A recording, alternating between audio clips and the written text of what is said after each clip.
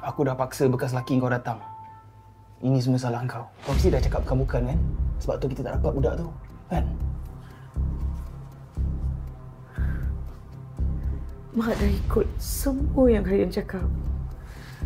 Kenapa Hayan masih nak salahkan Mak? Kau cakap kat aku sekarang, kalau aku tak salahkan kau, aku nak salahkan siapa?